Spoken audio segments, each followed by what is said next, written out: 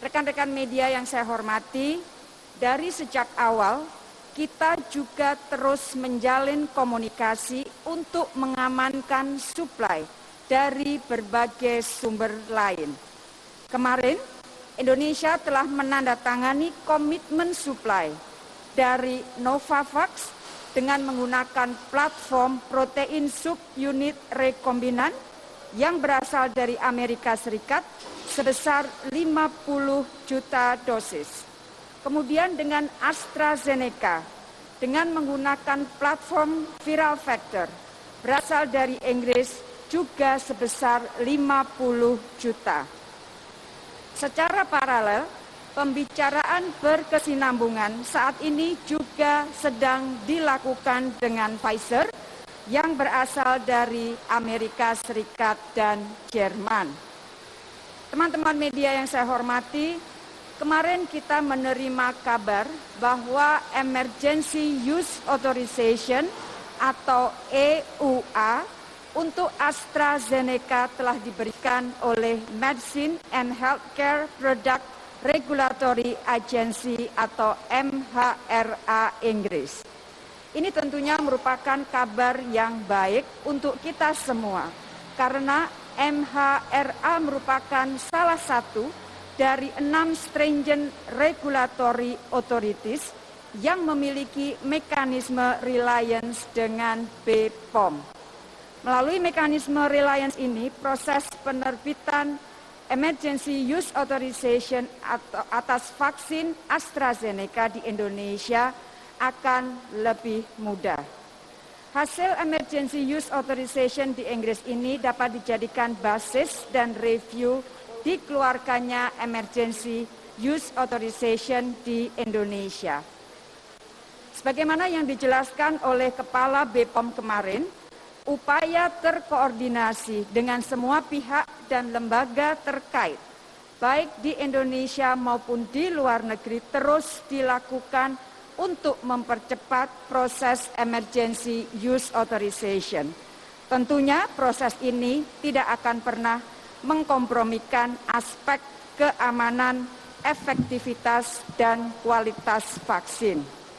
Rekan-rekan media yang saya hormati, sebagai tambahan informasi dari apa yang saya sampaikan kemarin di Bandung mengenai pengamanan vaksin dari track multilateral, sejauh ini pemerintah Indonesia telah mengirimkan 2 dokumen aplikasi, yaitu vaksin request dan technical assistance form kepada COVAX pada November dan Desember. Selanjutnya, melalui diplomasi kita juga akan terus mengawal submisi dokumen lainnya, yaitu vaksin request form part B mengenai indemnifikasi yang menurut rencana akan kita serahkan pada 8 Januari 2021 dan juga cold chain equipment atau CCE support request terkait dengan kapasitas teknis penyediaan sistem pendingin vaksin pada kuartal pertama tahun 2021. Kementerian Kesehatan dan Kementerian Luar Negeri serta pihak-pihak lain akan terus berkoordinasi erat untuk memastikan semua infrastruktur logistik vaksin di dalam negeri sesuai dengan kebutuhan jenis vaksin yang dipesan dari track multilateral ini.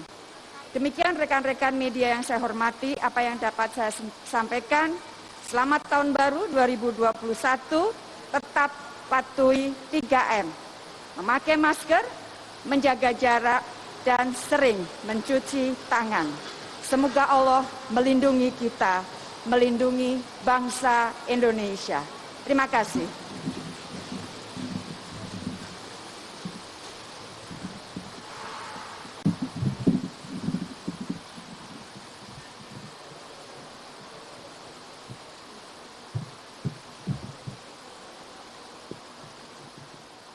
Rekan-rekan media yang saya cintai, Assalamualaikum warahmatullahi wabarakatuh. Pertama, izinkan saya mengucapkan selamat tahun baru bagi seluruh rakyat Indonesia. Pak Presiden menugaskan kami di pemerintahan untuk selama liburan tahun baru ini untuk terus bekerja keras memastikan bahwa program vaksinasi nasional bisa dijalankan dengan sebaik-baiknya, melayani seluruh masyarakat. Sejak Bapak Presiden memutuskan di rapat kabinet terbatas di hari Senin, kami langsung tidak ada hentinya terus bekerja. Pemerintah terus bekerja, tidak kenal siang dan malam, hari libur maupun hari kerja. Hari Selasa kami menyampaikan rencana tersebut ke publik. Hari Rabu kemarin, Bio Farma sudah menandatangani perjanjian pemesanan 50 juta vaksin dari AstraZeneca dan juga dari Novavax. Keduanya berasal dari Inggris dan juga berasal dari Amerika. Dan hari ini kita menyaksikan bersama datangnya batch kedua dari vaksin Sinovac ke Indonesia.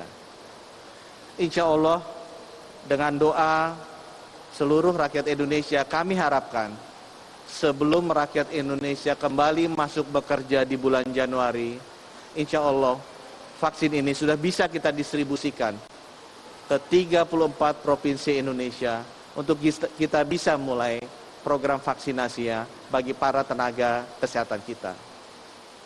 Yang saya ingin titip pesan ke teman-teman sekalian, program vaksinasi adalah salah satu strategi utama untuk menyelesaikan masalah pandemi ini. Dibutuhkan waktu lebih dari 12 bulan untuk kita menyelesaikan program vaksinasi ini.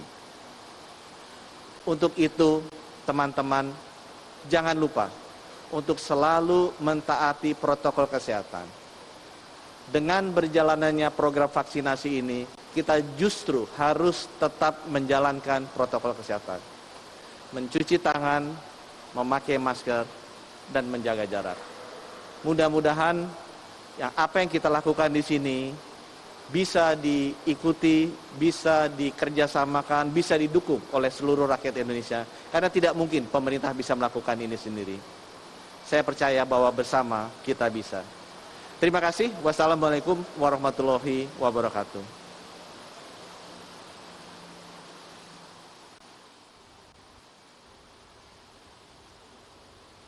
Baru saja kita saksikan pernyataan dari Menteri Luar Negeri Retno Marsudi dan Menteri Kesehatan Budi Gunadi terkait dengan kedatangan vaksin Sinovac jilid kedua. Dan tadi dinyatakan oleh baik Menteri Kesehatan Budi Gunadi maupun Menteri Luar Negeri Retno Marsudi bahwa kedepannya akan ada 50 juta vaksin baik dari AstraZeneca maupun dari pihak lain, yaitu yang adalah dari pihak vaksin Sinovac dari Amerika maupun dari Inggris sendiri. Mereka ini akan sudah mendapatkan otorisasi dari sebuah lembaga kredibel di Inggris, terutama untuk AstraZeneca, sehingga yang bekerja sama dengan BPOM nanti, bahwasanya AstraZeneca sendiri sudah mendapatkan otorisasi dari lembaga di Inggris yang merupakan salah satu dari 6 lembaga dunia yang memiliki kewenangan untuk memberikan legalitas terhadap beredarnya sebuah vaksin.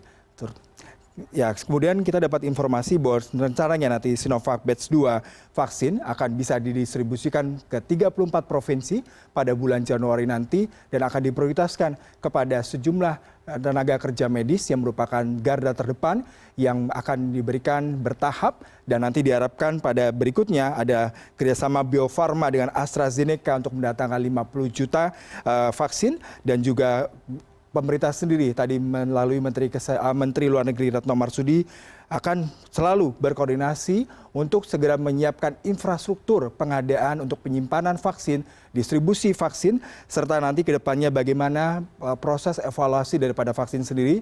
Karena memang pemerintah Indonesia sudah membutuhkan waktu hampir kurang lebih 12 bulan untuk mengembangkan vaksin terhadap salah satu langkah yang paling ideal yang selama ini dilakukan untuk mencegah penyebaran COVID-19, meskipun nanti tetap diharapkan masyarakat tetap menerapkan pola hidup sehat, mencegah dengan menggunakan masker, menjauhi kerumunan, dan juga menjaga kebersihan.